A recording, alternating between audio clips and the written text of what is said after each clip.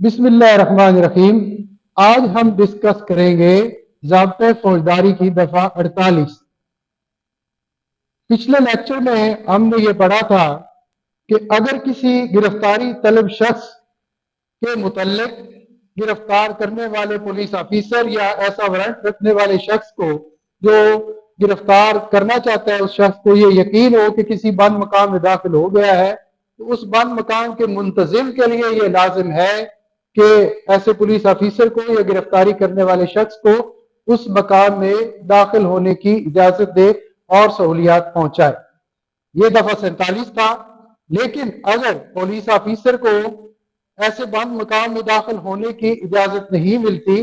तो अगला तरीकाकार दफा 48 के अंदर है कि पुलिस ऑफिसर दफा 48 के तहत ऐसे बंद मकाम के खिड़कियां और दरवाजे तोड़कर उस बंद मकाम में दाखिल होकर गिरफ्तार किए जाने वाले शख्स को गिरफ्तार कर सकता है। लेकिन दफा 48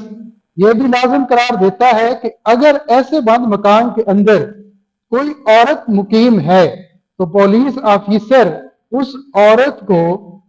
मतना करेगा कि वो खिड़कियां दरवाजे तोड़कर इस बंद मकाम में दाखिल होने लगे है, और उस औरत को मतना करने के साथ साथ ये भी कहेगा कि वो उस बंद मकाम से निकल जाए, और उस बंद मकाम से निकलने के लिए उस औरत को सहूलियात भी बाहम पहुंचाएगा।